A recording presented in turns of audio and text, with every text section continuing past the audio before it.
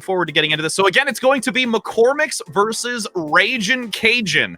This will be the consistent teams as we get into this first map. And we're going to start off with Kings Row.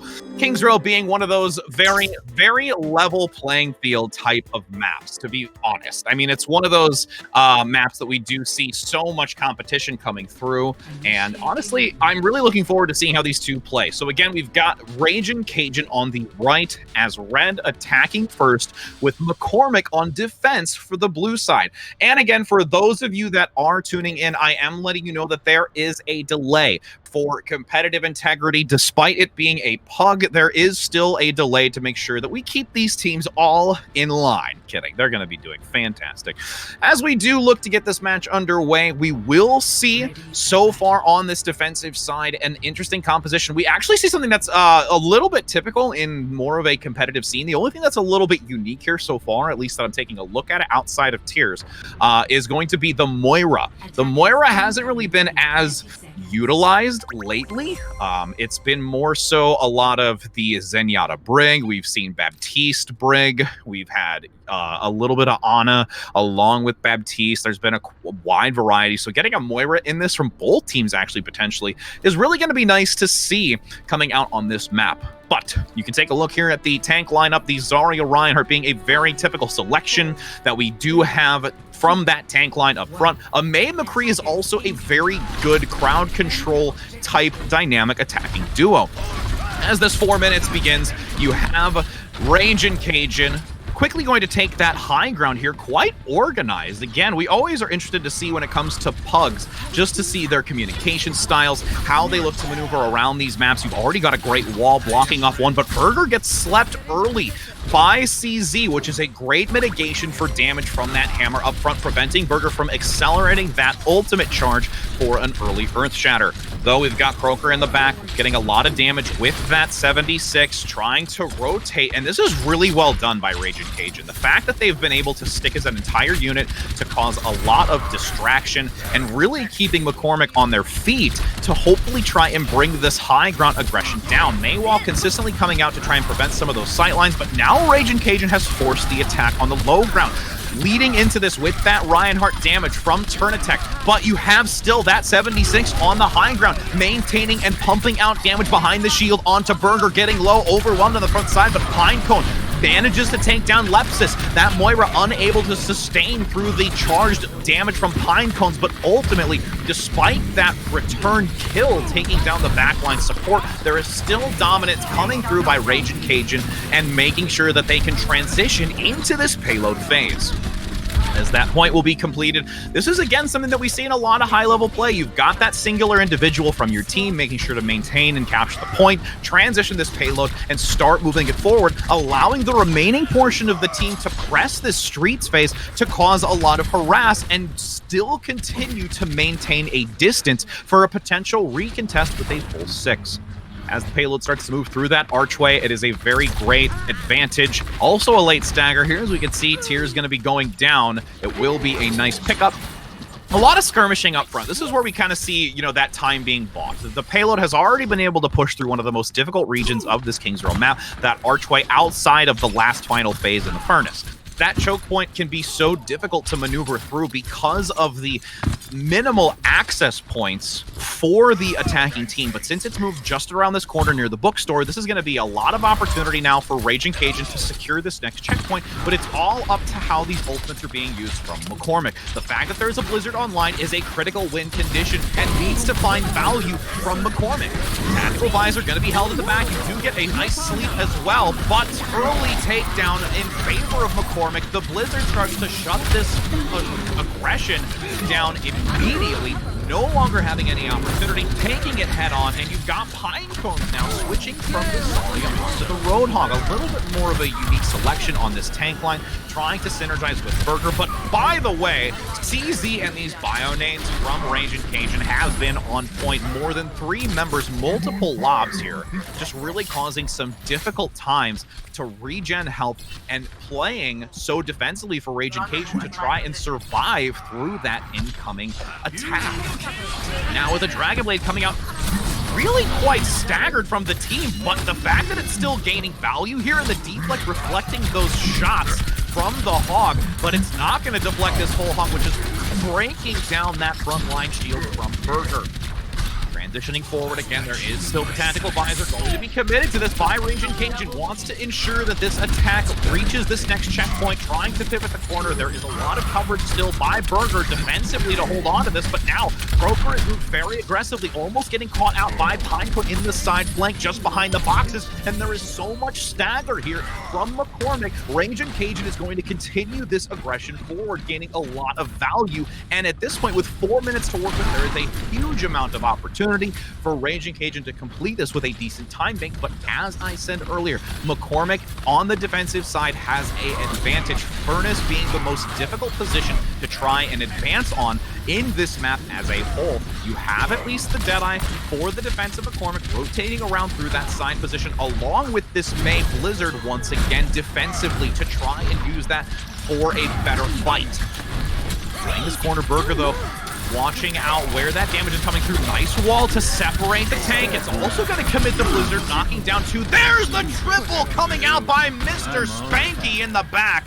The Blizzard synergizing perfectly with the Deadeye as the rotation comes through from the side corridor just past Mega, allowing that triple kill to come through and the bell to ring for an entire team elimination, with Pinecone rotating once again onto a new tank, which is going to be the Sigma. A lot of versatility in this wheelhouse so far from Pinecone. There has been multiple changes. We've already seen 3, the Zarya to the Roadhog, now to the Sigma, trying to get that double shield composition to be hyper defensive on this point and mitigate a lot of that backline damage. But the Dragon Blade comes in by Largicus, getting one, looking for the second, wants the third onto the May. The freeze cannot come through, and the Cryo Freeze actually survives through that third and final slash to prevent the quad kill. But that opened up a lot of opportunity for Raging Cajun to move this point to completion. There is still a distance to cover and a respawn advantage for McCormick, but it has to be a full 6 here. Lone Milkshake needs this Coalescence to have some serious value as the grab comes through. The Maywall to prevent some backline damage as the Earthshatter from Turn Tech needs to find a significant number of enemies. Only gets one, but it's a valid amount as Spanky is brought to their knees. You've got Burger trying to move into the backside with Quack, able to take down a lot on this front line. The Tactical Visor defensively at this point to try and flee. Raging Cajun surviving in the corner with Croker on the 76. Lot committed into this. Multiple ultimate economies. You have both tank ults lost. TZ rotating on Velucio to have that utility and mobility to go into this. The Tactical Visor as well being brought down, and this is where McCormick really needs to solidify their defensive position. The dash-in comes out by Largicus, does get walled off slightly and will be found amongst the fray as Pinecone gets another stagger. Minute and 25 seconds. This is reaching that potential final fight, and in the flank you have the Blizzard going to be activated, locking down potentially one, Lucio specifically, but multiple members using that charge, and also just the quick evade from the Lucio movement speed helps the rest of the team out from Raging Cajun, but at the cost of CZ's life. 60 seconds now still to go. Last fight territory. Pinecone having the Gravitic Flux along with 4 other ultimates. You have the Deadeye, Coalescence, Sound Barrier, and Earthshatter. This is a plethora of ultimates from McCormick to throw into this next fight, and this is going to be an absolute mountain to climb for Raging Cajun to compete. Deadeye in the back does get one. Tank is out of the fight early. No protective barriers by the Zarya, but there's 40 seconds of retreat has to come through. Raging Cajun cannot afford to get delved onto with these ultimates to try and run the clock even further. Peeking back, Burger going to turn the corner just where the payload is, using that as a block of sightline. Pinecone leading with the flux, only going to land one. You got that double tap with the auto, maybe going to get some value, but can't really find too much. Sound Barrier does come through on the defensive side, preventing any value from that Dragon Blade as Lone Milkshake has the Coalescence, but an Earthshatter from the turn tries to shut it down. Counter Shatter in between. Movements now coming out from Raging Cajun to get back into this fight quickly as Mr. Quack-a-Lacken gets A melee kill onto Croaker. This payload is looking to reach the end, but it is so difficult now for Raging Cajun to get back as a full 6 to keep this moving. McCormick with the Blizzard could just be the nail in the coffin to shut down everyone near that payload. The overtime wicking away. That Zarya being locked in place, still gaining the kill, and surprisingly, this rotation from the Genji on the Doom is getting some serious value. There's the triple, wants to ensue on this defensive side of McCormick, goes in for the kill on the McCree, the hard counter, but you've got the follow through by Croaker on the 76 in the back to help the DPS, and that's going to be it. Under 1 meter, can the Meteor Strike get rid of everyone on the point so Raging Cajun can finish this map? The Doom Fist is here, and it brings nothing but chaos and mayhem to complete this first round of 1. Score. My goodness. We talked about how the Genji, the dive in the back, was unfortunately being shut down on the Dragon Blade. The Doomfist, on the other hand, going into a McCree counter with the crowd control in addition to the Mei. There was still so much gained by that Doomfist on Raging Cajun that truly allowed this to be a completion. As we take a swamp of sides. I mean, my goodness, love me some Doom play. I can't play Doom, but I sure love seeing it.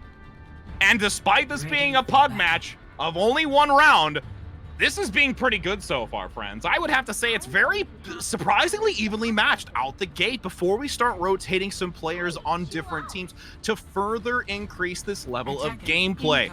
With the 30 seconds now in this preparation for the defensive side, you've got Mr. Spanky with the Widowmaker coming, or correction, that's the attacking side. The defensive side is going to be Raging Cajun, which is a little bit of an adjustment in the composition. Lepsis going to stick onto the Moira, which we saw earlier, but CZ actually going to come out not only with the Mercy, but the lovely new Dragon skin, which I all think that we agree needs a recolor. But I digress, as we've got Largicus with that Hanzo versus the McCree that we saw from McCormick on the defensive side first.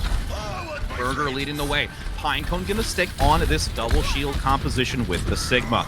A lot of rockets being rained down as well. I like the Pharah selection with this pharmacy composition to just get some boosted damage and try and find damage behind that shield on the front side.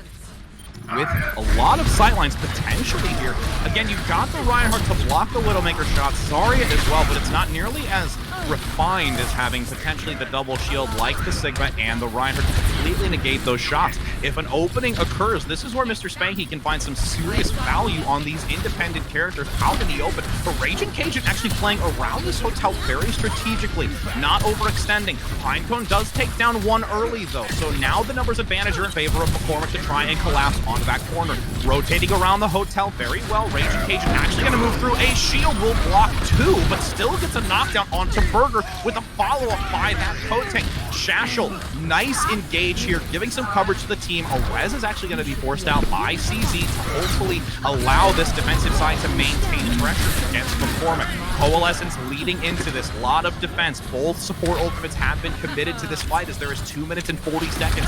Raging Cajun at this point really needs to continue to play around this hotel as they've done before an opportunity presents itself for McCormick to get potentially the Flux, as is listed now, and even the Rocket Barrage in the back line from Quackalacken. Spanky getting a shot, but you have some recognition. You see that Hanzo play from Largicus to try and prevent that Pharah pick, and does manage to do so. Rocket Barrage absolutely useless at the moment if cannot finding a chance to get multiple members. But McCormick still pressing on, starting to gain opportunity to take this point. Looking for the first tick. The Earth Shatter comes out, landing onto 3. The swing up front gets a serious amount of damage onto 2 as Mr. Spanky looks for the cleanup in the back line with a counter shatter, not able to yield any value. With Mr. Spanky now having a free-for-all in the back with this hit scan, picking off the Diva potentially, but no, Pinecone says, I've got a boulder for you versus the bullet. And that's going to be a completion here for this point, transitioning into the payload phase and seeing if McCormick can have such a dominant push forward as well, just as Raging Cajun did. And Pinecone already getting that execution after Quackalacken drops the damager is a significant sign to know that this team will progress forward. Rocket Barrage now looking around the corner. You've got the damage boost from the Mercy. McCormick at a great spot again, having that ultimate to go into this fight. But you need to be careful from the D.Va. That is a great counter pick with the Dragon Strike coming through down the center. Does get one onto Burger through the walls. You really don't see McCormick knowing that that came from that backline position that far away. And there's a Coalescence committed to this. You're going to have Lone Milkshake entering with that just around the bookstore, but ice prevention from the main wall from Croaker, taking a little bit of an adjustment, not going to play that hit scan kind of character and go more for that crowd control and reduction in pace from McCormick pressing on. And now you have McCormick in this difficult spot. We talked about it earlier in the reverse position. You have that archway being extremely difficult to push through. If you've got a team like Raging Cajun in their composition, the D.Va maintaining the high ground, you've got the Reinhardt up front blocking the damage and pumping out a ton by Largicus in the back. Nice side pin attempting to get Broker, does unfortunately not land completely since the return charge came out. Quack-a-lack getting the double along with the Demon as the Flux comes through by Pinecone. Rez as well committed to this. Great job keeping the numbers high for McCormick to transition through the street space to hopefully complete it again with a time bank here. And that is a stellar job. Here is another stagger with Pinecone getting the melee. Great reset here. Raging Cajun will not look to aggress on this point any further. Actually, it's pretty far back. There might be one more decent recontest to try and run the clock going into this furnace phase. It was just over 4 minutes that Raging Cajun had on the attacking side the original round. And at this point, with how well McCormick is pushing to this last potential point, and if the fight goes in their favor, they could be very close to a same time bank. But Turn Tech wants this Earth Shatter to find serious opportunity. Doesn't get it. The shield comes up by Pinecone in the back. What a great response to that Earth Shatter. And that is where you have a understanding of ultimate advantage and timing of the generation. Blizzard thrown by Croaker. Win condition in sight. The res comes through, getting that mate back online. You've got Mr. Spanky, though, in the back, looking for some shots, as there's quite some perplexity from Raging Cajun of knowing how to enter this fight at the current moment. The payload does have multiple lifted up from the Flux from Pinecone to continue this payload push. And with that fight taking a little bit longer, even with this stall by Croaker on the main, it's going to reduce the time bank to under that 4-minute marker, barely having 3, but it's still enough time to work with going into this final push. So we take a look with that infra site, all members being exposed here. Croaker going back on to that 76, which we saw a lot of use from the round prior on the attack. Will it be able to prevail on the defense? Largicus taking also that McCree, the hit scan. The double hit scan is going to bode very difficult for Quack-a-lack in the back. High Noon comes out. You have a great evasion from the Winged Bird on the high ground, but that is a nice collapse by Shashel up top to maybe get the pick. Can't seem to find the execution, but it's actually going to be a return. The damage is far too much for Quack-a-lack to allow that D.Va to escape. The Rocket Barrage comes through, but there is that hit scan. You take out one, the second follows through. Fora no longer in this fight as Lone Milkshake enters in with the Coalescence to try and give enough value to this push.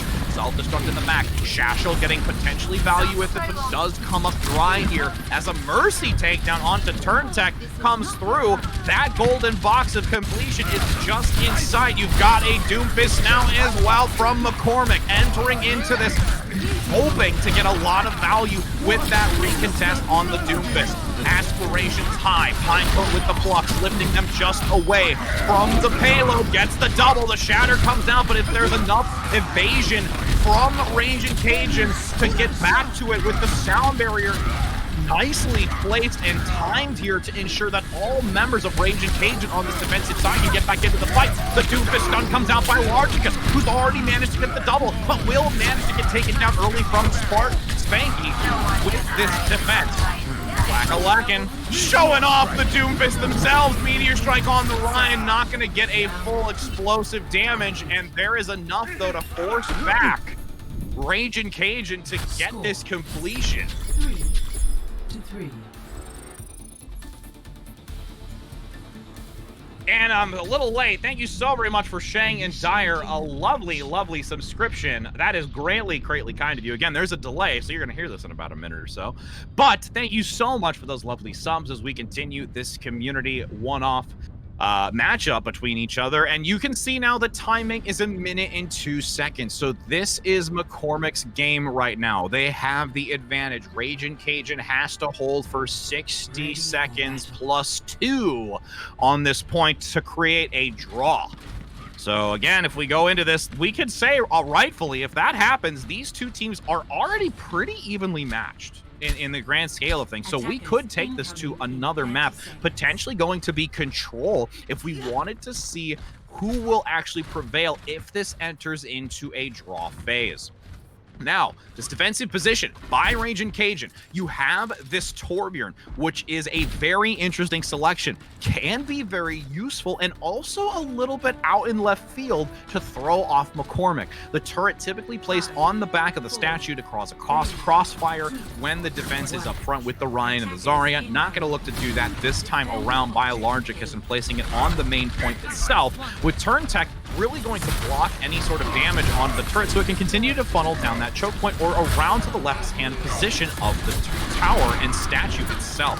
Largicus low up front, but you have that high ground maintained by the 76. Pinecone rushing forward. You've got Burger with the Bionade, has to play in the back. You can't look for a fight just yet until these tanks are healed back up. McCormick now in a state of dismay until they can get their health values back up and really have not been able to do too much. Both of these healers in the back line from McCormick being put to the extent. Nice takedown by Largicus onto Burger. That's going to spell disaster. 20 seconds to go, and this is a do or die fight. A reset right now is going to cost McCormick so much. With this almost obtained Molten Core even further is going to make sure that this point is absolutely uncontestable. And again, it's only 33% that needs to be picked up. The stagger comes out onto Spanky 12. We've got the overtime commencing, and the Flux is available. Has to be used with the Coalescence to try and counter this. The Molten Core gets a lot of value. The Arisa comes out from Burger to rotate to try and get that fortification and deployable shield to try and take this point.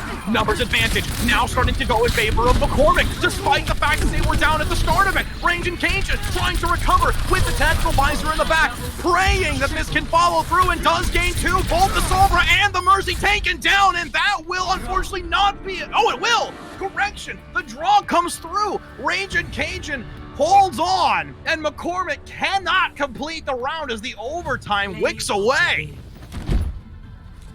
Mr. Spanky with the play of the game. Let's take a look at it. Here we go. Is it the triple kill in the Blizzard? There it is. Uno, Dos, and Trace. Lovely job by the McCree play on the defense. And like we said, these are just pugs. We are hoping to try and find an even match pair of teams.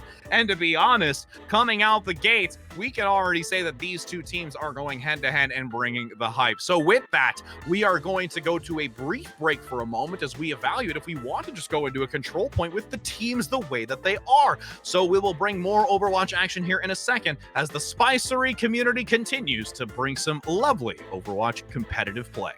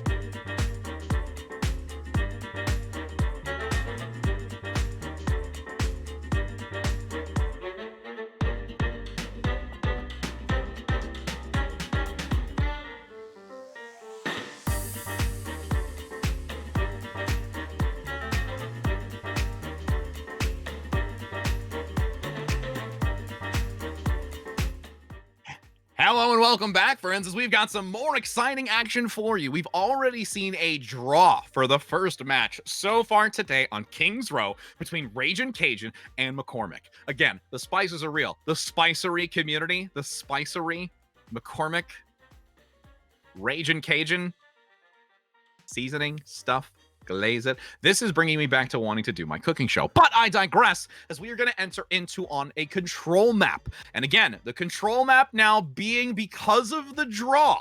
So since there was a very even match, which gets me really excited. Again, when it comes to pugs like this, and you've got some serious play on both sides, and it's not a one-sided stop, it's absolutely amazing. So as we enter into this map, it's going to be control center first that we enter onto. And again, sides have not been swapped. Raging Cajun is on the right as red and McCormick on the left as blue. And as we enter into this, what we're really going to need to look for is the type of composition going into this map. Typically, when it comes to this city center, there is a lot of May play just because of that middle high ground. There's a lot of opportunity to prevent and block off multiple members with that wall.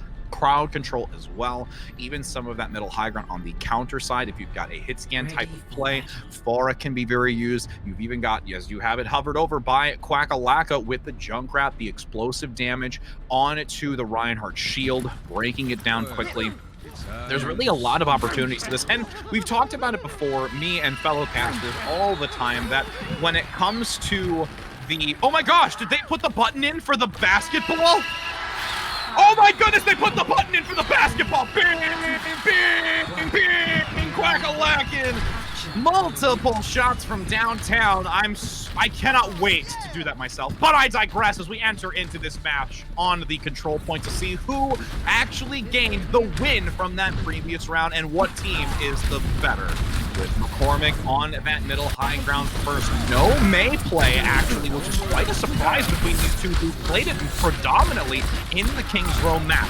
Junkrat slept in the back for McCormick. Not going to be able to do a lot with those explosive grenades, as Largicus also gets very low. A nice advantage early from McCormick to dive onto the back lines of Raging Cajun. Raging Cajun really being in a difficult position. Does get maneuvered around with those concussion mines as Largicus takes down one onto Burger. This is going to start wavering slowly in favor of McCormick. But as I say it, Quackalackin' on this Junkrat is doing some serious work on the enemy with another, and Lone Milkshake bringing it all to the yard, and they're like, I've got these beats here right. I mean, seriously, Spanky with the Deadeye as well, holding on to it, and that's going to be finally McCormick taking this first control point and gaining some percentage. Cooking show content, let's not even talk about it. Yeah, I know, Chef Rad, that's what it'll be. Bringing it to you live, as we've got 15% generated so far by McCormick. We'll have the rad salt where it rolls down my forearm, but I'll like do it with two hands so it goes down both of them. I don't know. Quack-a-lockin' in the back, taking down one onto Turn Tech with a great early lead to buy some time here for McCormick. Raging Cajun needing the regroup, all six. They have a decent amount of ultimate economy going into this, leaning towards that not only Meteor Strike, but Graviton as well. Deadeye from the side actually gets, oh no, but he's gonna get knocked off on the outside. A Junkrat counterplay. Mr. Spanky not being ready for that. And this is the opportunity for Raging Cajun to turn it around. The grab comes out, pulling one to the front as Pinecone goes down. Coalescence at least taking down Largicus on the Doomfist, preventing a lot of that backline harassment. There is still some serious amounts of health values to be reduced by this Junkrat play with Lepsis and the Coalescence active. Grab being thrown, used for this engage. Explosive damage once again. Turn Tech getting the swing of the hammer and the Fire Strike, dealing it just enough to switch it back as McCormick's halted at 68%. I mean, well played is right when you see that spam. I mean, well played. You've got a high level of competition between these Pug players, and I can see Largicus in the backside looking for a chance to engage, going to hold back just slightly, looking for a regroup, but no, does get some decent damage, looks for Burger, can't get the opportunity of getting the combination as the Riptire in the back from Quackalack goes to the high ground, taking a long adventure to find a pick, doesn't get really too much just yet as the Meteor Strike has already gained one. Quackalack goes down, but still takes out one of their own as Pinecone rotates back to this Roadhog. It could be like a side pick here with this Roadhog, having the sustainability, but when you've got a Bio-nade on you by some great position nades from CZ, there is no way to recover. Burger getting hit again here by CZ on this Ana and generating this nano boost to carry over into this fight. It might have been stripped away by McCormick, but the fight is still in favor of Turntech, and it's only a matter of time to switch it back unless by a miraculous standpoint, McCormick can get back into this. Pinecone gets one on the high ground, but an even exchange once again, taking down the McCree 1-to-1. DPS out of the fight with an Earth Shatter up the stairway into the high ground by Turntech. Charge from the side from McCormick to hopefully keep this fight in their favor to try and bait it out, but Raging Cajun switches it back. The whole hop from Pinecone's trying to even the score, equalize the match as Lepsis just shoots that beam of Kaioken ×10 in the back, hoping to keep the team alive, and it won't be enough. Got McCormick now back on top at 90% with a potential recontest. Raging Cajun has the few seconds to go. 5, 4, 3, Riptire, 2, 1. That is going to be it. Nobody able to contest, and round one goes in favor of McCormick. Oh, let's break it. Damn! Bringing you parsley, Score cinnamon, and nutmeg. 0. Any seasoning of your choice, friends. If only I actually did have a McCormick sponsorship right now. I would love to have little seasoning bottles like at the bottom of the screen, funsies. Wouldn't that be cool? I think I would choose cinnamon sugar. I love me some cinnamon sugar. Oh my goodness, the salt shaker. Yeah, I've got Uni in the back here chiming in saying got to do the salt shaker for the next emote. That's what it'll be. It'll just be random seasonings. It'll be hype seasoning. What color would my hype seasoning be? Actually, I already know. It'll be orange. Let's be honest. Of course it's going to be orange. Everything is orange. Or it'll be like turmeric. Like, well, turmeric is a little more yellow. So maybe not turmeric. Maybe like turmeric with orange dye in it. Okay, then that would not be healthy, and I'd probably die from the dye. But as we enter into this now, going into Gardens, you've got the Wrecking Ball play from Pinecone. Again, what a wide hero pool in this tank lineup that Pinecone has been able to show off. Not going to see the new skin, though, from the anniversary just yet. Does get a knockoff, and it will be 1-for-1. Pinecone gets the Lucio. CC takes down McCree, but the hamster says, no, no, no, I'm going to ball and I can roll, and I'm going to roll you off the edge. Raging Cajun now hoping to get back into this. Numbers advantage on the point. Raging Cajun tanking it and starting to lead the way. Gardens slightly in their advantage at the present time, despite there being Quackalack on this Pharah.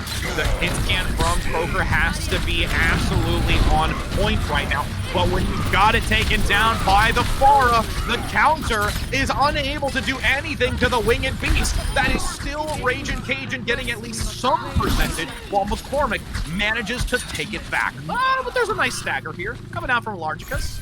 Stellar job keeping it alive. Hello. Now, the salute comes out, though, by Quackalack. I'll salute you! Yeah, I just quacked. That happened. Acknowledge it, friends. Red quack. As we've got Turntech on the outside going towards White Room, you've got the new Ash skin. I want to see Wolf Bob. I want to see Wolf Bob. Turntech leading the charge in the back as the Ash Dynamite comes through the doorway and hopefully gets some decent health values and light him up. Dragon Blade by Largicus, swiping for one. Does get taken down from Burger on the front line. Quackalack also dealing some serious rockets to the enemy lines in the back with a Valkyrie coming through from the corner, trying to survive. Rocket's actually going to be forced out here. More for a survival tactic as the Riptire is used. Wait, did I just hear that Riptire? No, that was something else. I could swear. I know, I don't know. That's just, I thought I heard a soundbite. Apparently I misheard it. That's okay, friends. 50% now for McCormick.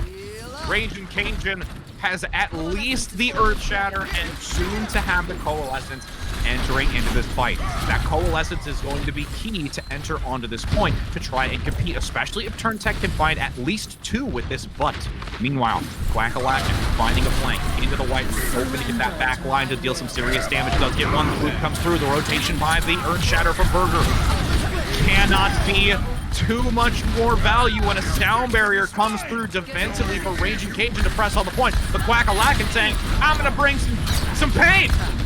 Damage in the back on the support, trying to take him down, can't do so as Sashel will assist the Lucio. CZ covered very heavily to not allow those rockets to take down any more health value. 90% the spin to win by Pinecone at this point, drawing out time and nearing the overtime.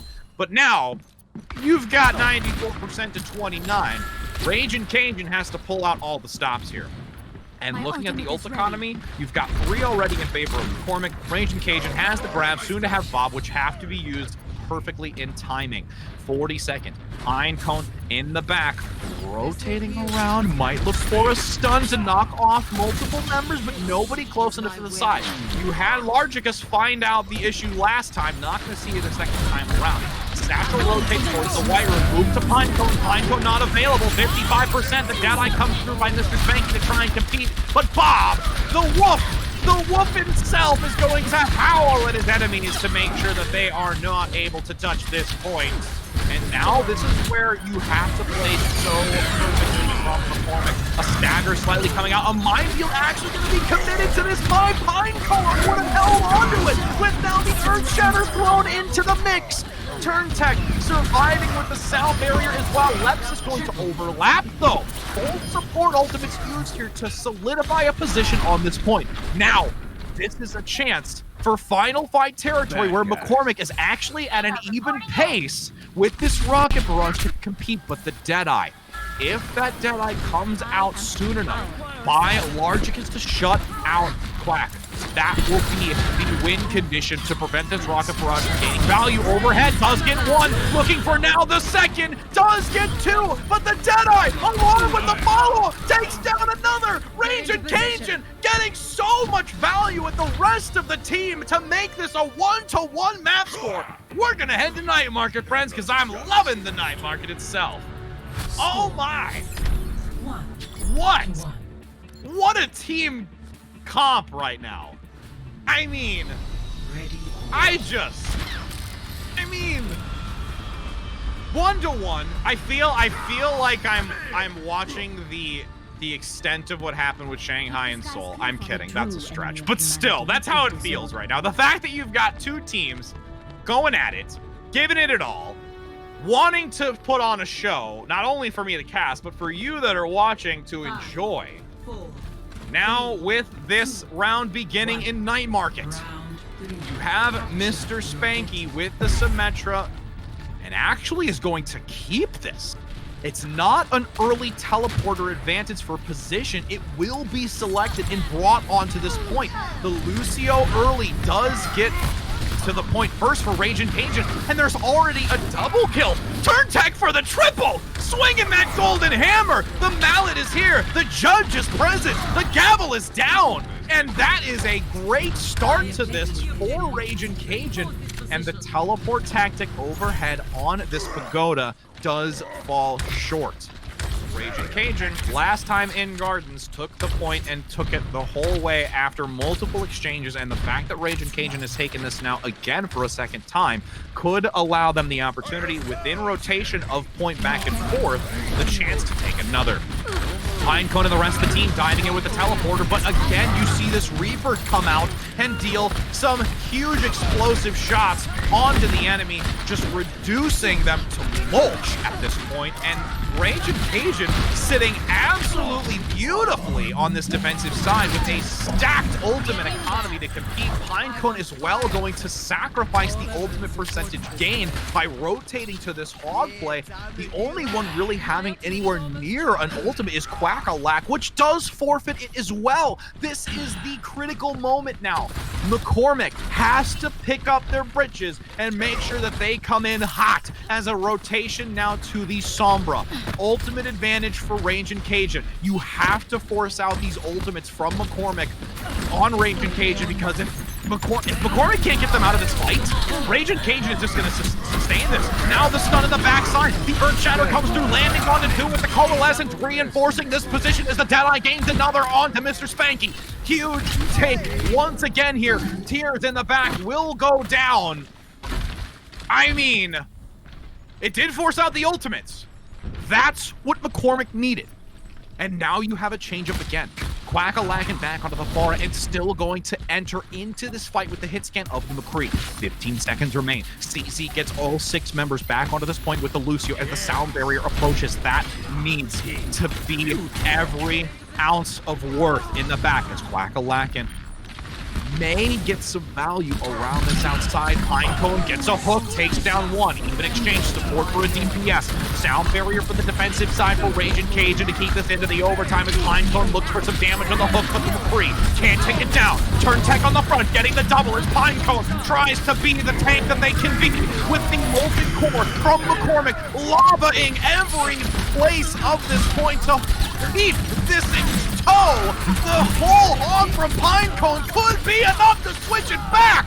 1 member remaining. CZ brought down and switching it back over. 99 in the overtime, and McCormick has a long way to go. Oh my.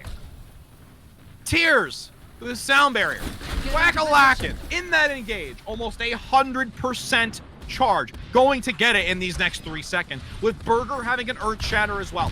What a turnaround in this end of Night Market, and to be honest, when it has this amount of ultimate economy with that single engage for as long as it was, Rockets coming through the flashbang to counter the Flora. Can anybody get the pick? Satchel gets it!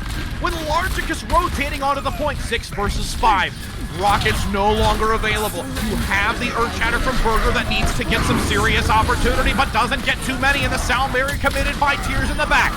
You have Quack hoping to get to this point fast enough to try and give some assistance. Pinecone using the take a breather to peek to that whole hog again once it comes back online. A side shatter from Turntack to get one, only going to be Spanky as the Rockets raid in the back corridor, looking to take down another. Can't seem to do so as Pinecone still miraculously alive, and the whole hog gains 2. Picking off the last remaining members, Burger rotates to the Hammond, and this is still a fight! Oh my! 70%. 30 seconds to go. Rage and Cajun on the back foot. No ultimates available. Lepsis needs this support ultimate because CZ is nowhere near that barrier. Pinecone getting whittled away. Largicus needs this Deadeye, and Shashel has to get the grab. It has to happen. Pressing in, Shashel in the corner, getting some beam damage at a very low rate onto the far. It can't get the pick as the Molten Core comes out from the Torbjorn, getting one onto CZ as Quack-a-lack gets another. The multitude of kills coming through in favor of McCormick. Range and Cajun for the desperation of their lives. Can't seem to withstand the defensive hold despite the 99-99 overtime. That's going to be it. McCormick claims it in the clutches of the end on Night Market. Oh, it's like Goofy. Yeah! As Pinecone obtains the play of the game with a double environmental despite the sound barrier coming through from CZ. No amount of protective barrier can keep you from falling to the outer exterior of the Night Market streets. What a game, friends. At this point, do we swap teams? Do we swap players?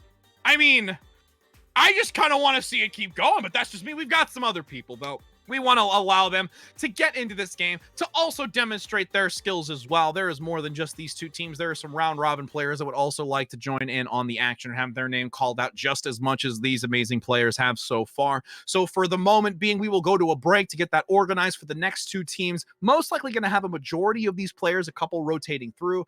So again, we can give everybody a nice, lovely community hurrah in the midst of all of this. So take care, friends. We're going to be back in just a moment. Get some drink, get some food, because I've got a lot more excitement just like this coming up in a second.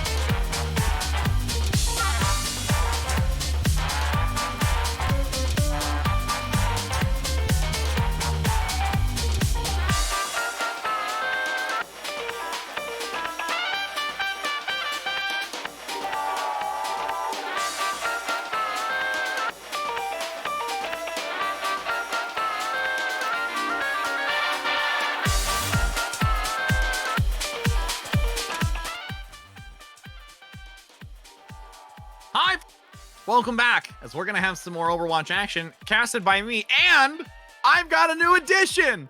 It's not only Univent running production, but we've got Sammy as color. Sammy, Heyo! How's it going, guys? So we're gonna have a whirl with it again. It's very awesome to have this community opportunity with the Spicery to be casting their players. And I figured Sammy said he had a little itching to do some color casting, so we're gonna see how that works out here. We're gonna have some fun. It's gonna be great. And now we've got some substitutions coming in, and we're going on to Route 66. And, Sammy, there's a lot of long sight lines to this map, and there's a lot of opportunity, I think, to see that being used in this map specifically. Definitely. The thing to watch out for is to play your sightlines well, and also trying to make sure that you play smart with the cover that you have, but also try to just pick the right heroes. A Pharah could be deadly on this map, but it also could be shut down very quickly because the sightlines are so open. Well, and even further too, there's a lot of usage with Ashe we've seen recently, especially when it comes to a PUG type of community. There's a lot of things that aren't always just mainstream in the meta that we see so much in the Overwatch League or even in contenders. There could be such a wide variety, but like you said, the sightlines and making sure that you're covered by those is really, really key. And as you can take a look here, it's going to be Raging Cajun on the attack first, as we've got McCormick on the defense. And we've got a little bit of a swap. Again, we're changing it up here. We've got, it looks like a rotation. I think it's going to be Douglas, who's actually rotating in, substituting in here for Raging Cajun. And it also seems that we've got, actually that's about the same team. So CZ, a little bit of a change up here. So I think if I remember correctly, we've got some teams changed up. Now that I'm so used to their names, I think I know which side they're on, but I don't. So that's okay. So again, it's going to be Raging Cajun on the side for red, and we've got McCormick on the side of blue for the defense first. And as we take a look, we already see a very interesting defensive pick, which is the Torbjorn. I'm excited for the pick of Torbjorn. It's defense. They've already started pushing up to the defensive positions. I'm excited to see some Torbjorn here. 5, 4, And as we have these 3, few seconds to go, 1. oops, we're gonna actually hold on to something. There we go. There we go. As you can now see, yes, indeed, on the defensive side, you've got the Torbjorn maintaining that high ground position. You do have that Mercy with the boosted damage, and even that Kinetic Grasp managing a lot of incoming damage from this high ground, but the turret going to be a real big focus right now to get a lot of damage here. As you can see them moving around the outside, this payload's going to move up through the streets portion, and Pinecone up top with this Sigma is doing a stellar job with that shield coverage. You've got now the push of the payload just underneath this, and Sammy, there's just so much going on right now that at this point I think it's going to lead in favor of this attacking side because they're really rerouting McCormick on the defense.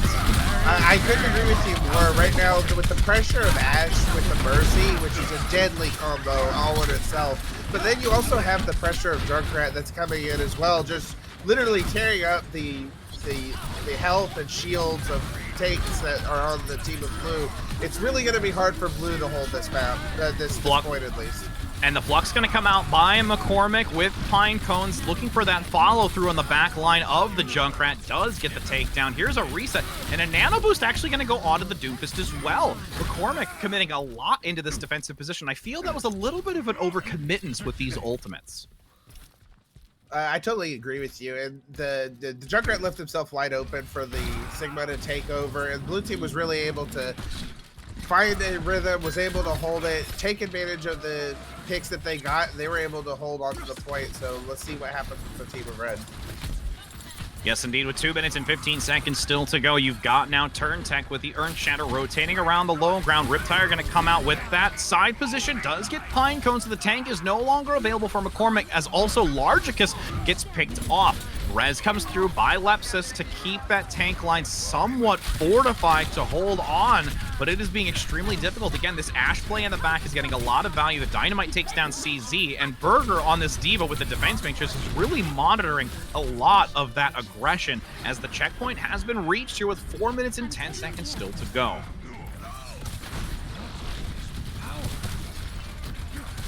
And as you can see, that press forward from Raging Cajun through that archway. That's a difficult position since you've got the Winston here almost already at the Primal Rage. You have the Flux as well from McCormick trying to really get a lot of aggression up front. The Flux actually going to be committed to this, but a great sound barrier by Douglas defensively to keep Raging Cajun alive, continuing to push through this street space. And at this point, there's probably a really good opportunity here for this push forward by Raging Cajun to shut down McCormick here, Sammy. I couldn't agree with you more. Sorry. You're good, and you can see now with Pinecone in the back watching that flank, the self-destruct comes through. 3 minutes and 20 seconds still to work with. TurnTech having the Earth Shatter available from Raging Cajun to push down this street position. But the fact that Pinecone is in the back causing a lot of harass is working out well. It's drawing attention away from the front line from Raging Cajun, with Lepsis now getting a res to get back that Torbjorn for at least some crossfire by the turret. But again, there's only a few meters left to go, and this Molten Core into the Bionate is going to yield a lot here for the defensive side. Now with Mr. Spanky on this front position with the Torbjorn resetting. The biggest thing to watch out for is going to be for that ultimate. The EMP can be so critical for Raging Cajun.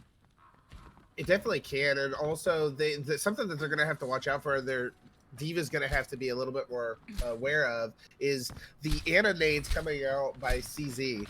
The Anna-nades right now are killing it as far as the team fights. It's really shutting them down where, you know, healing's not even available. Now EMP comes through. You've got a knockdown to follow. High Noon in the back, getting a triple from the McCree, breaking down the shield further as the flashbang comes out. Quad in total from Raging Cajun as the movement speed from Douglas allows a great chance to aggress on the remaining members, and McCormick now has to force a reset here as this next checkpoint is going to be reached with a decent time bank, Sammy. That was a really well placed EMP, and then followed up with the Deadeye with no shields available. So great plays by Croker and Mr. Michaelak. And as this high ground position is maintained by Raging Cajun, you've got that Mercy Valkyrie. Very important to use for damage boosting along with the healing of the team, since at this point, with how well Quackalak has been playing on this Sombra, I would not be surprised to see it used more offensively than defensively, especially because Douglas has the sound barrier coming up. Could look to overlap both of them to have for this engage. You've got the immortality forced out by Lepsis. First time seeing this Baptiste on the defensive side and in play as well tonight, with the Deadeye by Largicus rotating underneath, finding a nice flashbang onto the back line for the Lucio, but can't get the execution. Has to digress back. The self-destruct comes out up front by Burger, getting the double. The Remac just before being taken down as a res from Tears will create an opportunity to keep this payload pushing with still 2 minutes and 30 seconds to go. And some backline harass, going to get a decent pickup here, hacking down Lepsis. Again, that Baptiste needing to be managed. The amplification matrix will really help the defensive side, especially with how well Largicus has been playing offensively. There is a reset, 2 minutes and 10 seconds, and Raging Cajun has to force a regroup here, Sammy. And they're going to have to, that D.Va bomb was a really well placed. Right now, they just need to kind of poke, get some good ults in, ready to go, and then an EMP with a shatter. Oh my goodness, they're gonna, the blue team's really gonna have a hard time trying to recover from that if it's well placed. Indeed, very much so. And with this whole last minute and 45 seconds, there's potentially two good fights remaining, depending upon how fast the reset is. And with this Satchel defensive position being compromised, the Earth Shatter comes through. Molten Core trying to retaliate and will gain a triple. Mr. Spanky, despite that early advantage Raging Cajun has, the Molten Core says otherwise and shuts down the attack from Raging Cajun here. As we see that minute and 15 seconds still to go. We've got this Torbjorn turret placed on the payload, and it's not too bad to see the Torbjorn turret on the payload, but I would have liked to see a little bit more of a crossfire here, Sammy. I couldn't agree more, but, you know, it's one of those things where the team has to focus on a turret instead of teammates, because the turret can be very annoying poke damage, but, you know, it's at this point they just need to try to focus on getting some ults up, getting ready for a team fight, because, like you said, I think we're looking at one more team fight, and that's going to be it for Raging Cajun. And you can see now with this final fight territory, some rotations come out on the attack. Oh! Deep in the shatter! What an aggressive play from that Reinhardt on McCormick, looking for a flank, and is going to be punished for it. I would have liked to see that held onto for a further contest down this few meters remaining. Quack-a-lack up front with the EMP, the Deadeye. Another beautiful sleep! Shutting down! Oh my goodness, these ultimates being prevented by the Ana in the back. Stellar plays, that's why their weapons are golden, friend. With 6 seconds remaining, Raging Cajun needing to complete this. The few meters still to go as the Torbjorn Molten Core comes up by McCormick in a now usage on this payload. Spraying wide, going a little bit too far forward as the sound barrier comes out from Douglas in the back. Flux lifting up 4 members. Can the slam be enough?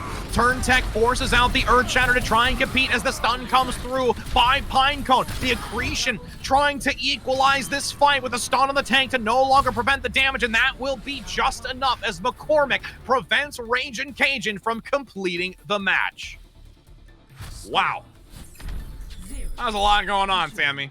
That was amazing. That was a great play by the Torbjorn, putting pressure on the point, and then the Sigma just coming in with that flux, coming in, being able to raise everybody off and just really do a lot of damage. And then it was just, at that point, it was just clean up afterwards, just cleaning up after the Sigma.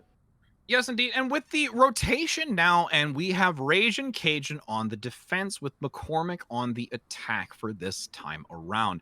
You saw the really great usage by Largicus with, or correction, Quack-a-lack on the Sombra, as I'm getting my names mixed up now. But you're going to see the May play come out, and we're going to see it. Largicus on this attack, hovering over the Echo. First time we're going to get to see it. And Echo, let's be real, there is so many different avenues to go with an Echo, Sammy, that it really can be, every independent fight is a different outcome for all of the champions that you can select. Oh, I couldn't agree with you more. With having an Echo on your team, and then when having the duplication ult, it is just extremely powerful. Having 2 Reinhardts on your team versus 1, or even having an extra set of damage on there, it really messes up the flow of how the team fights go. So anything can happen. It really can, and now Largicus going to actually stick on this too. So it's going to be exciting to see. We saw some Baptiste play on the defense the round prior, a little bit outside of what we saw in rounds previously. But this map being so open and having such a huge skybox can be extremely useful. But I'm surprised that we're not going to see the Mercy in tandem with this Echo. Orisa leading forward by Satchel with Pinecone as well, trying to get some presence on that point with those deployable shields. Pinecone really also harassing that upper position with the Accretion as well, getting a great stun onto Douglas, almost being taken down. A sliver of health remaining, and what a great evasion, but it's still not going to be enough here. You have Largicus just really controlling this defensive position from Raging Cajun, and that's going to open up a lot of opportunities, Sammy, with 3 minutes to work with to reach this next checkpoint. It really is, and just Largicus is what a lot of people consider a tank killer with the Echo. Yep. I think with the right click coming out with the beam and everything. Oh my goodness, it's just you're gonna have a hard time staying alive. Oh, and you can now see the duplication coming out with the Reinhardt, instantly generating the shatter and utilizing it on the Diva. Lightning fast DMAC, a second shatter, and that is even more so the reason that the Reinhardt is a prime pick coming out for the Echo. And like you said, that focus beam dealing significant damage, especially because being below 50% health doubles the damage output, whether it's you or the shield that you deploy, and especially on this, Reinhardt being this solo shield, TurnTech is having a hard time managing Largicus, especially with the sticky bombs. I couldn't agree with you more. And then with the Echo on that team fight, there was one ult and that was it. Now with Pinecone looking with that Flux, trying to find multiple members in the backside, does get 3. Nice drop down onto the supports, but no, it won't get the Ana. Meanwhile, Mr. Spanky in the back with the Widowmaker repositioning quickly to that opposite high ground to try and take out another. There's the second once, the third on the Zen. But Douglas plays the corner well by the stairway, does not risk poking their head out in the open, but all the while, Pinecone with the accretion follows up onto it. You may not see in the crosshairs of that sightline, but Pinecone and Largicus will look to clean up as this next checkpoint is going to be reached with a significant time bank, Sammy. I couldn't... the headshots coming out by Mr. Spanky, you know, you see a lot of the echo and the kill feed, and so people tend to wonder, where's their Widowmaker? But then the Widowmaker shows up and gets two, I think three in the end, headshots on, you know, critical headshots, taking out enemies from the fight, and oof, well played by Mr. Spanky. Phil, you're a Widow main. You know how that feels. Oh, I play a little bit. I play a little bit. I mean, you got some value in this, and you can live strong for the Widow play. As we see Largicus though going to try and evade, but gets picked off immediately by the Ash in the back. Has Bob primed and ready for this next engagement, pushing forward as these doors continue to be a difficult position for McCormick to push through. Sound barrier leading into this with Lepsis on the front. CZ does have that Discord Orb, has to be careful because Zen allows a lot of boosted damage onto that primary focus target. But Largicus actually to the side now regrouped with that focus beam, and Sticky Bomb is doing some serious work to the Winston, reducing the health value, but Burger still sticking alive, but the Transcendence comes out by Douglas. Largicus finds a stray in the side though. Quackalack not close enough to that Transcendence, but you've got Largicus once again. Earthshatter generating one. There's the swinging, looking for the pin with a triple kill from Spanky. I mean, you got some excitement from that, I would think too. Oh, I was beginning to warm up to tell you that, you know, Widowmaker kind of has a less of a use inside because of how much cover, but you know, Spanky coming out here and really just showing off. And surprisingly, for all the value that was gained by McCormick, that one EMP from Quackalack, as we talked about earlier, is so devastating, and it really allows this recovery. And you see the change-up as well. McCormick now entering onto the Tracer versus that Sombra because the EMP was utilized, and you've got Quackalack and hyper-focusing onto Lepsis and CZ to shut down those supports so they cannot pump out the type of healing necessary that you have this front line needing. And now in the back, you've got Pinecone trying to recover as Mr. Spanky. I always want to say Sparky. I have no idea why. I'm thinking of an old-time movie show, and it's bothering me. But that's okay. Largicus entering back in the front in this Echo. Trying to peek the corner up near where that Mega Pack is, just behind that SUV. Correction, that's 18-wheeler. I know what I'm talking about. I swear I know what I'm talking about. I know vehicles. I'm a smart guy. 2 minutes and 40 seconds, though, as Mr. Spanky in the back gets routed by Quackalack and on the Tracer with the Supercharger being held onto. Great reposition with the halt into the Flux. McCormick now just meters away. The duplication available. The Supercharger forced. But the pile drive comes out to try and stun. Is anyone available from Raging Cajun to touch just under 2 meters? Largicus holding that doorway. Nobody able to come back, and McCormick manages to take the win on Route 66. Now let's see what that play of the game is. What do you think it's going to be, Sammy? All right, quick. I was gonna say the Widow, but you know the McCree did really well as you know, coming in from behind and get some critical picks there, especially on the Mercy. I mean, let's take a look at it too. I mean, you've got that triple, the quad, almost the 5th in total. Stellar job here by McCormick, claiming the win, even though Raging Cajun put up a valiant fight here. And now that we've already been able to complete this second PUG match, we will probably adapt a little bit here as we talked about earlier. We're consistently doing best of 1 at the present time, so we can just allow a lot of different members to play in this. Also a variety of different maps coming out. The reason we did the back-to-back one with the same teams for the prior is because of the draw, and wanted to make sure that we knew who was victorious with that control map. So we'll go to a brief break for once more as we select a few other members to be rotated in, substitutes, and shifted around so we can get another hype game coming up soon.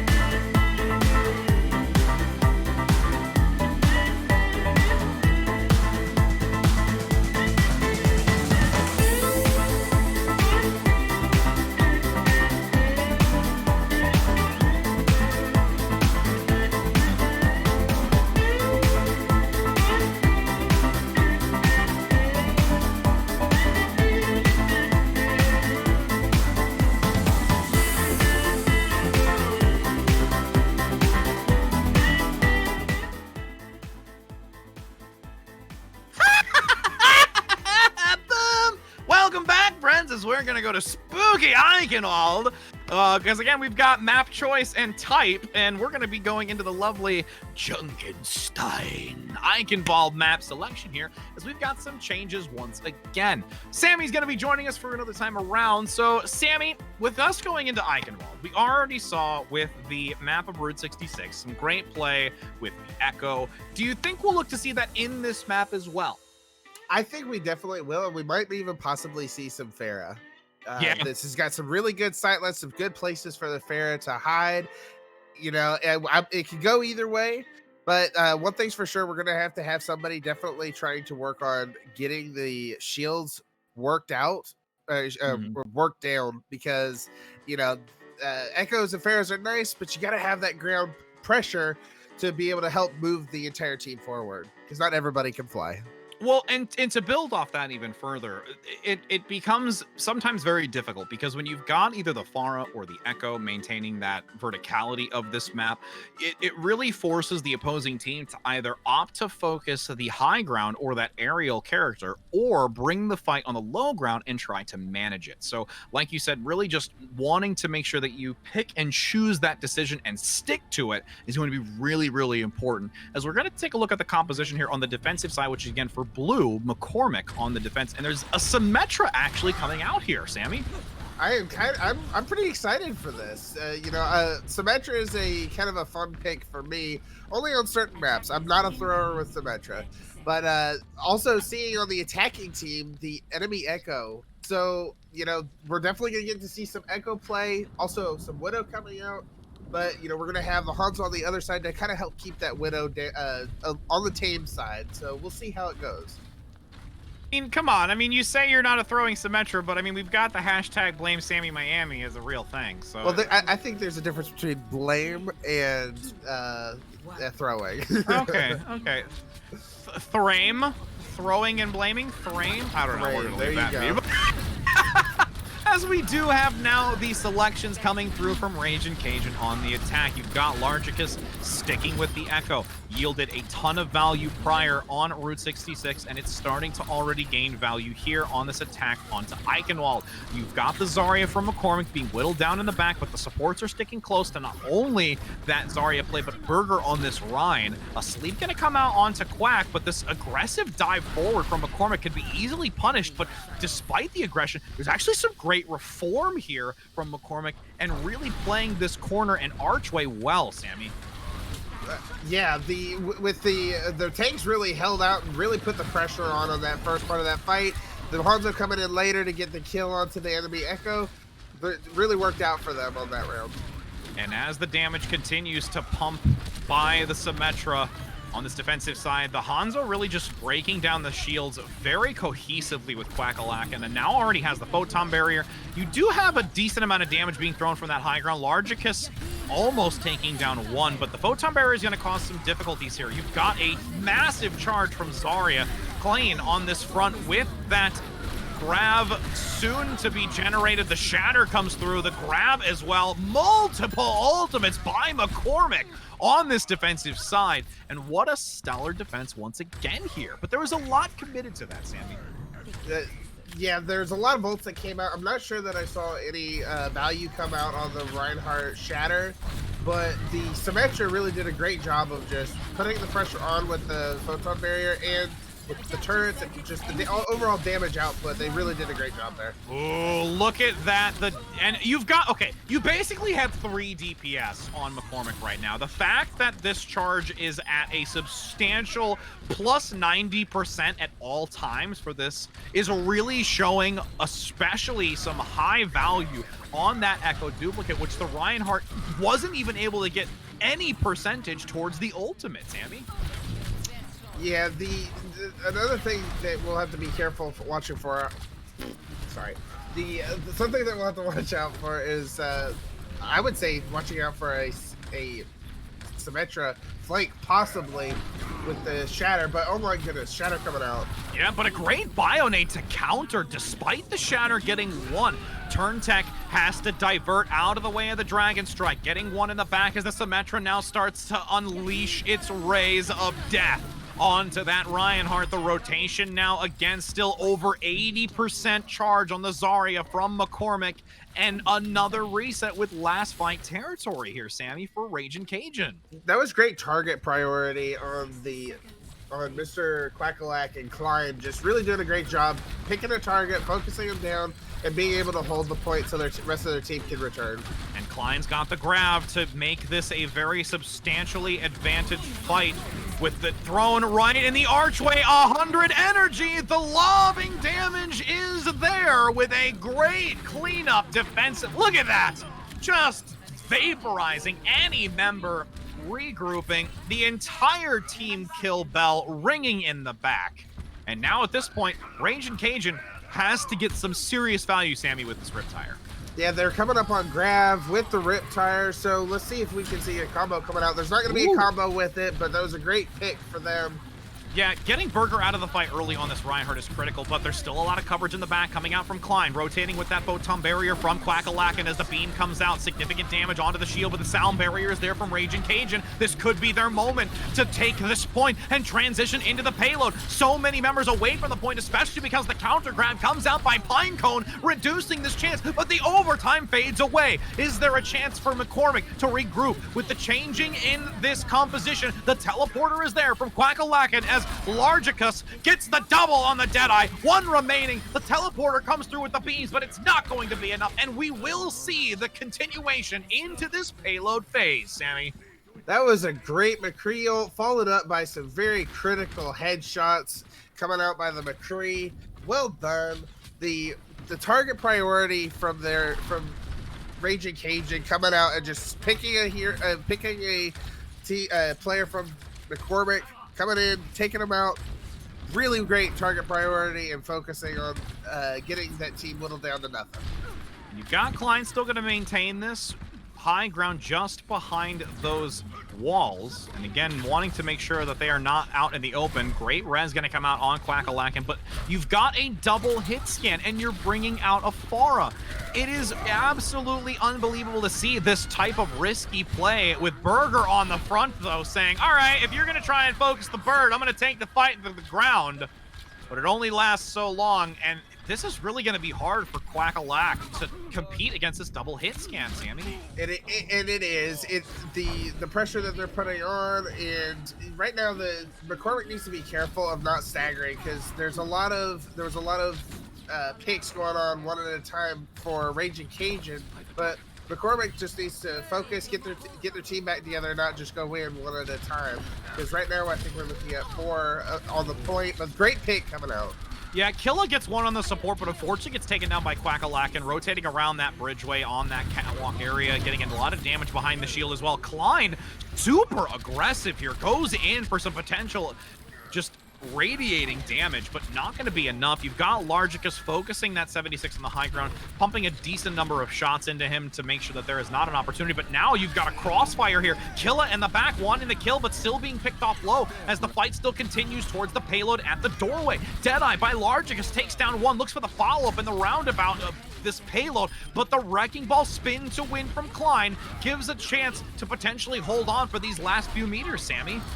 Yeah, the picks coming out once again from McCree, just really doing a great job of keeping pressure on the tanks, and you know the Klein did a great job holding for a while, but it's looking like it's going to go in the favor of Raging Cajun. Oh, Killa! Huge! Stop it! Stop it! Oh!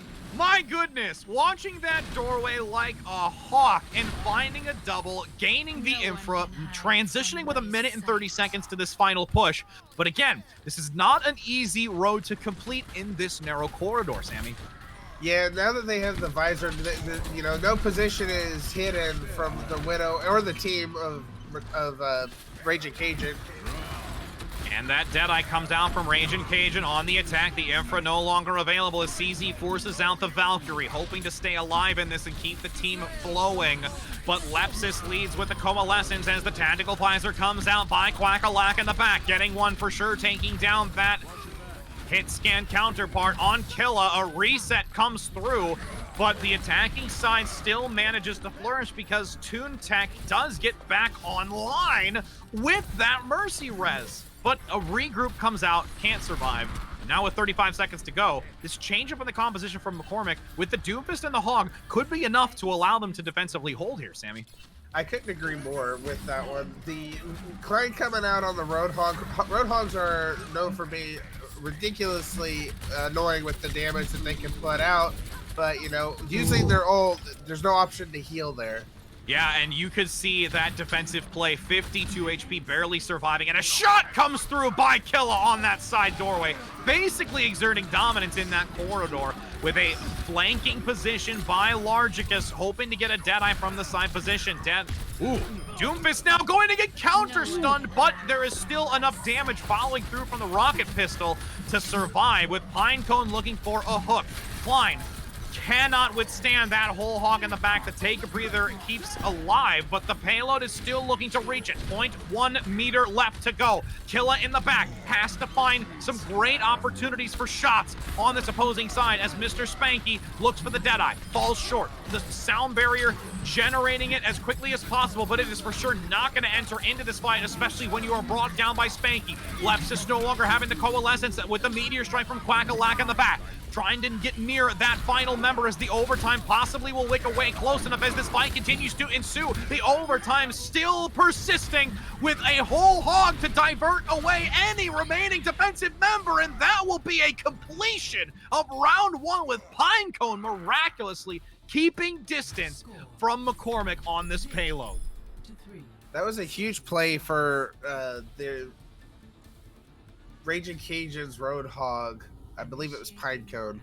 Really did a great job coming out, putting the pressure on. You getting that ult for the you know, again, being able to put that pressure on just really can cause a problem for the support because you're trying to focus one healer, you know, trying to heal one take.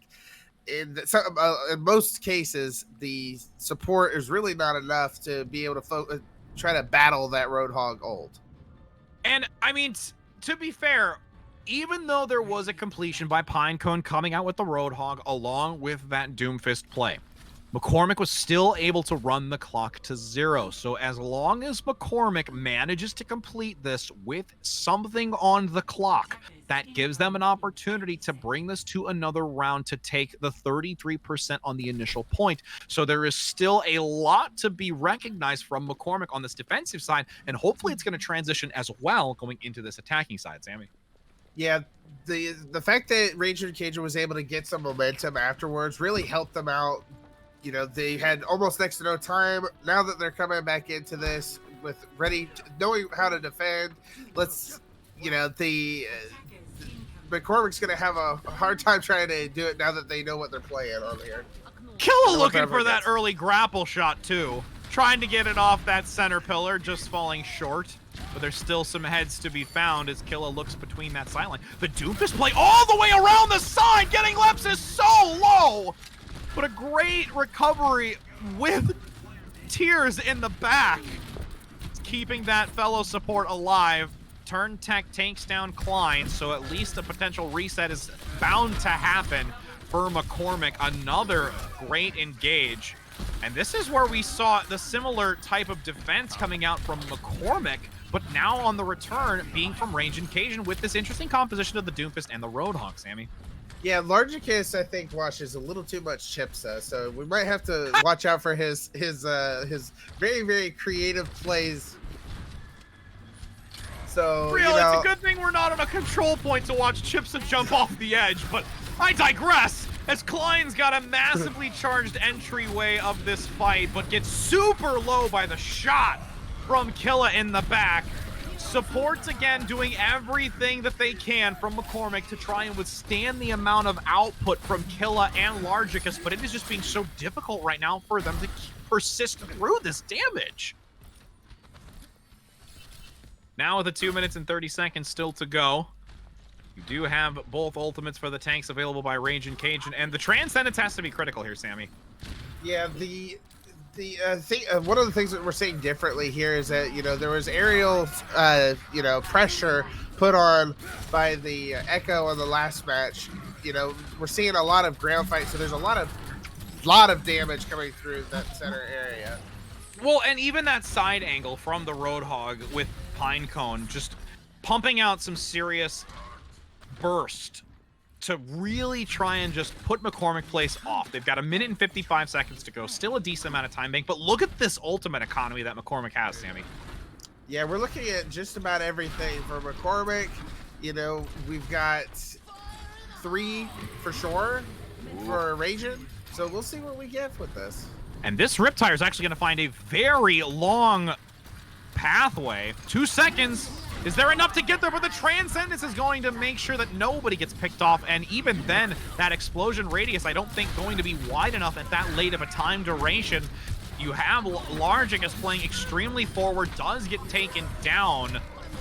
Wow, surprising turnaround coming out from Quack with this Junkrat unleashing grenades on the enemy. And you've got that concussion mine to try and displace the Reinhardt, but Largicus, even though there was a lot of value gained by McCormick, that Doomfist play has been on point, and the amount of shield generation is nutty, Sammy. The Largicus is really showing up and really doing a great job holding out with turn tech to try and keep this point held. Meteor Strike now available, entering into it, looks for the back line of the supports. Quack gonna go down instantly as Burger cannot survive. In addition, that Winston no longer there for the harass with a Tesla cannon damage on this point. 35 seconds to go, and this is final fight territory for McCormick, Sammy.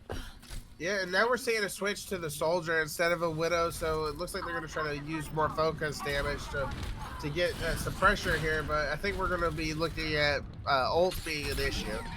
Ooh, Quack gonna get taken out early. Not what you want to see. Ragin' Cajun in a stellar position to take this win. Rocket Punch in the back does unfortunately hit the obstacle, but still has a follow-through with the rising uppercut and the seismic slam. Getting a kill early onto legs with Pinecone in the back, solidifying the presence with that whole hong. Nobody going to be able to touch except for Tears towards the end on the Lucio, keeping it into overtime. Pinecone's already gaining the double, but the Winston Tesla cannon damage from Burger might just be enough to get to that Primal Rage, but it is still a long way away when you're only 20% calculated. Lepsis nowhere near the Coalescence either. The overtime comes up very, very short. The longer it's held, the faster it goes, and there it is. You will have McCormick unfortunately not able to come back with the same rigor that Ragin' Cajun did in the final fights, and that is a win on Eichenwald to Ragin' Cajun. That was great pressure from Raging Cajun, really rolling off of the energy that they had from their attack and using it to hold defense. I mean, let's just take a look at the charge. I mean, you may not have gotten every kill. You got 3, but I mean, what's the percentage? They're going to get a card? They're not going to get a card, but whatever. I'm going to tell you right now that should have deserved a card for the amount of highlighter charge that Zarya did have from the defense. Unbelievable job. Seriously. And, you know, with us reaching that hour marker, we're going to go ahead onto one more break. We'll probably look to do one more control map since it's a little bit quicker versus one of the other more potentially extended matches, such as a hybrid or an escort. So don't go anywhere, friends. We'll be able to bring one more live match to you. So hold on to your seats because we've got another round of casting.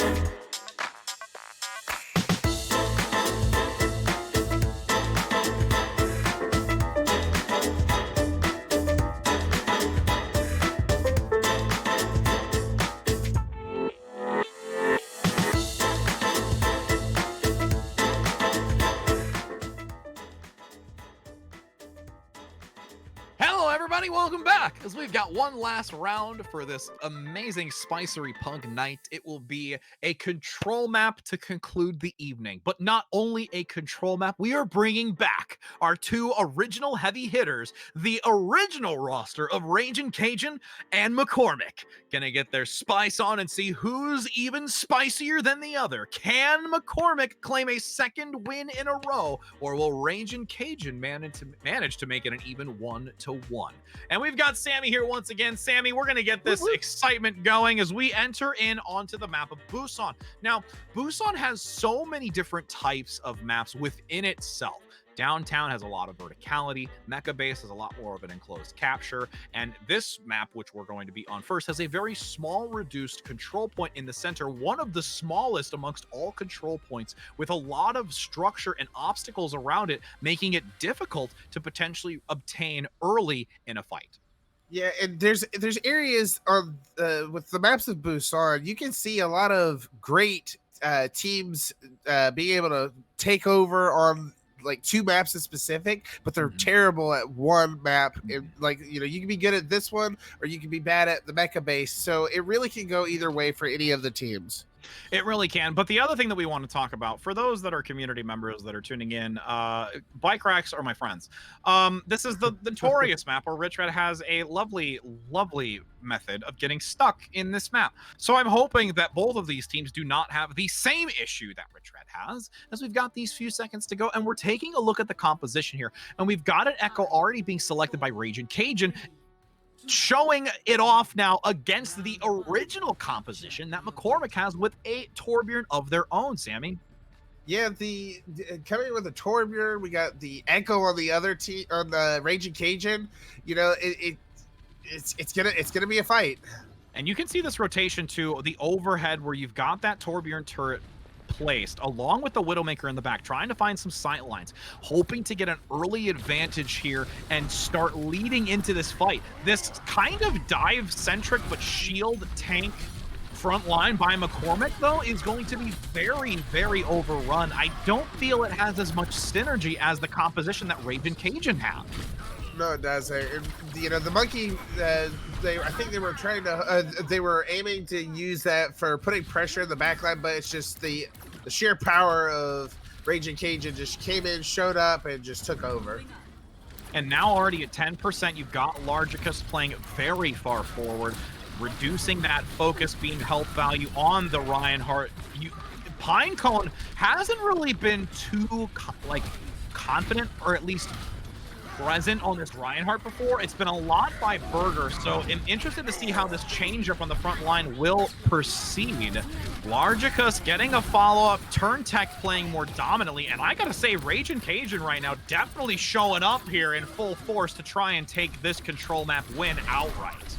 Agreed. You know, Pinecone did a great job blocking the shatter, but you know, Burger was up in front of it, so he wasn't able to save everybody, but it really ended up just hurting the damage, you know, from being protected with the Diva Matrix.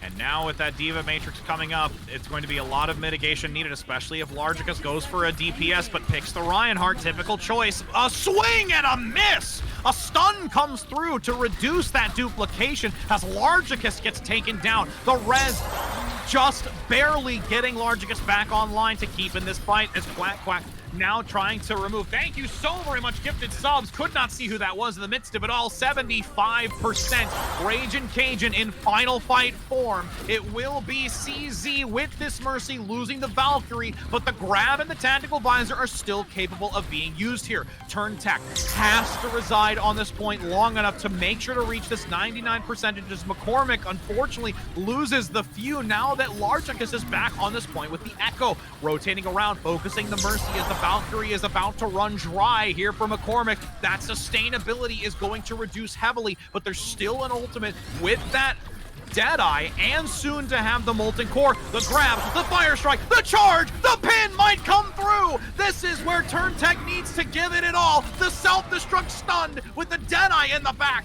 And what an explosive match right now. Particle effects galore as the res from Tears brings back Pinecone. And even though it's 99-0 with Raging Cajun in the lead, this is a relentless fight by McCormick as the overtime continues. And the longer this goes, the second that McCormick steps off, the instantaneous time it will be for that overtime to shred away. And now it's really just running this fight dry, Sammy. Yeah, right now the issue that McCormick is having is team focus on who to shoot. Right now, Raging Cajun was able to go in, focus on a player, just get that damage out and take out players. McCormick really wasn't doing that great of a job focusing players out and getting the damage out. That's why, even though they got those great picks on them, they weren't able to keep going off of it. 100% agree. And also, now that we do have that brief moment, thank you so very much. It looks like it was from, I believe, who was it? No, Devolth. I'm going to say that so wrong. You are amazing, my friend. Thank you so very much for those lovely subs. You've actually just pushed us over 100 subs for the month so far. So you are absolutely amazing as we now enter into the map of Mecha Bakes with a little bit more of a tight and refined space to work with, especially with these echoes. Yeah, the Echoes are going to be interesting to see how they play with this. You know, they're going to be doing more of a head-on battle, but we're also seeing the Roadhog coming out by Pinecone again. This will be interesting to see how Pinecone does with this. Burger taking over for the Reinhardt. And honestly, there's a nice rotation and potential flank coming out from McCormick to try and get Raging Cajun on the back foot and take an advantage early, especially because Mr. Spanky on the front is just unloading a lot of damage with Quack-a-Lack on the low ground and actually manages to take this first over Raging Cajun. The res going to be expended very early, but all the while, because the res goes through, Lepsis is vulnerable, does get picked off, and a cleanup comes through by McCormick. Yeah, they did a great job focusing, you know, with Pinecone coming out, putting the aggression on with the hooks, just the sheer presence of this big mass. It really enables your DPS to just kind of let loose and be able to get that damage in that they need to because everybody's scared of the pig. And with that reset coming through, the Reaper is selected, trying to get enough shots onto this front line and just break them down with these high health values. A rotation comes from the lower corridor underneath, the Deadeye available, and a ton of shots coming through by Raging Cajun to force back McCormick, but there's still a great adjustment to this. McCormick is finding a lot of value in this rotation. The solo shatter on the Reaper from Burger saying, I'm keeping my Echo alive, with a great survival tactic for Quack-a-Lack, and I guarantee you Quack staying in the back with themselves clinched saying, thanks for the shatter!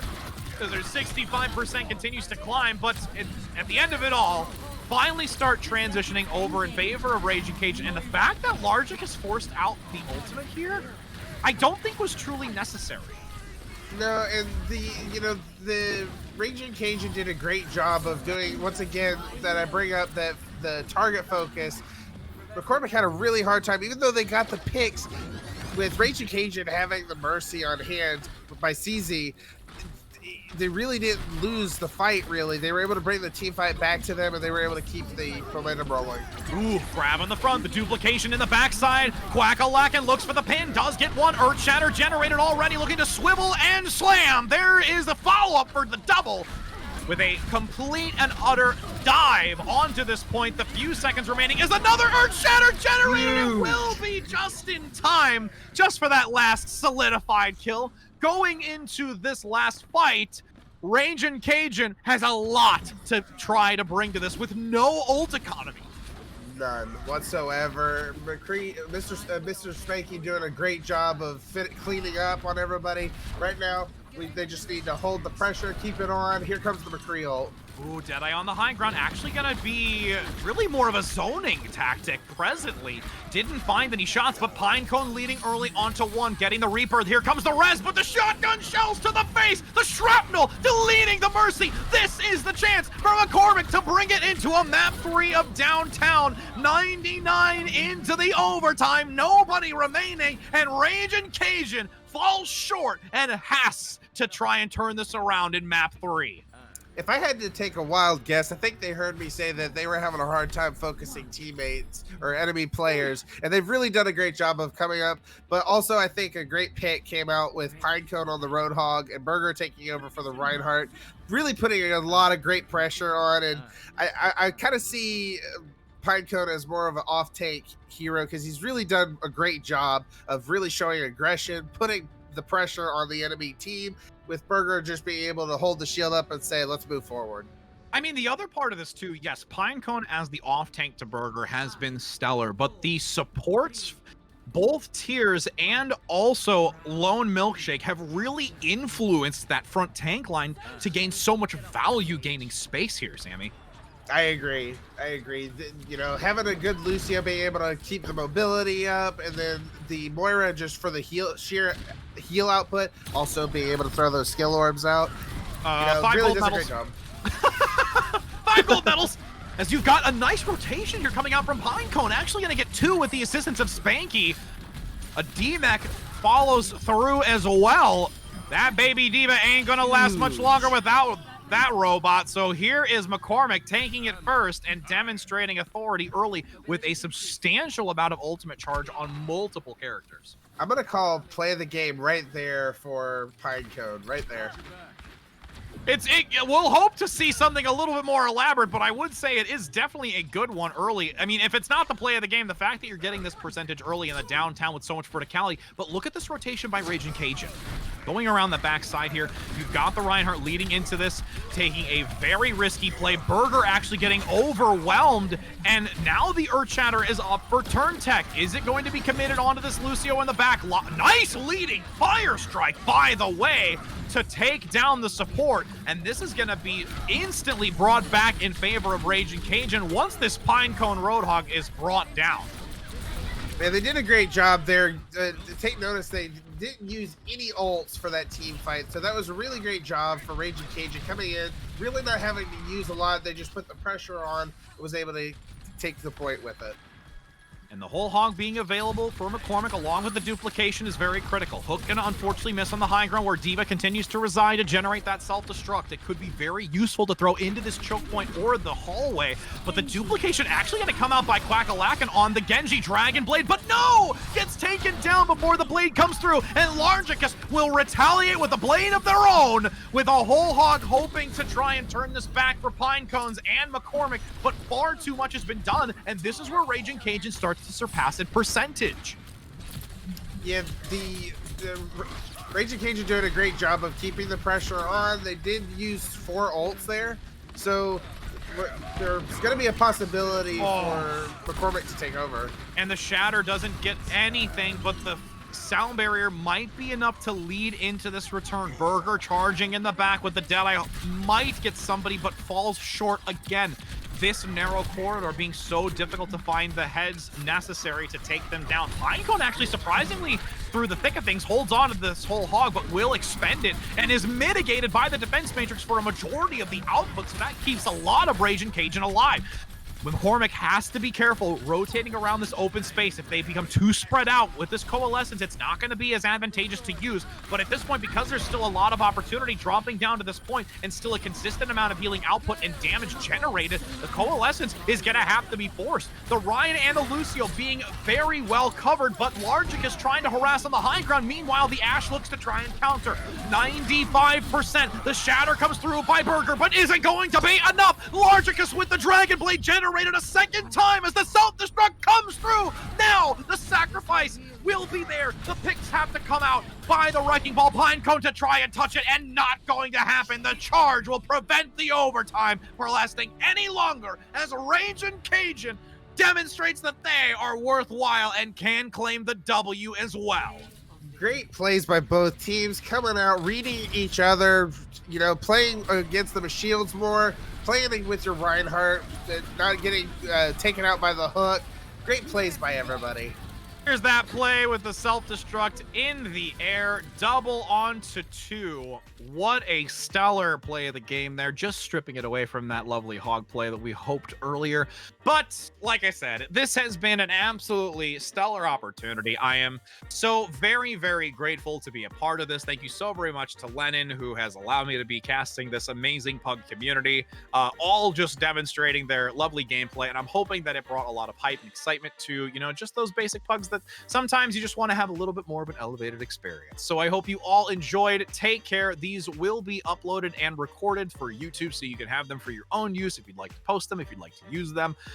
Again, I appreciate all those that did come through and watch today on the channel. I am also very grateful for being able to have this hosted and launched on my channel, where we've got already a stellar amount of people not only following but subbing. Greatly appreciate that once again to all of those that were here today, helping me surpass that 100 subs, which is always a great feeling. So have a lovely rest of your night. Happy gaming. It's been a pleasure. Thank you, Unibeth, for producing, Sammy for co-casting, and we're going to roll those credits to let everybody see all of those amazing supports. Again, thank you so much. All those people right there. Ooh, credits. Ooh, credits.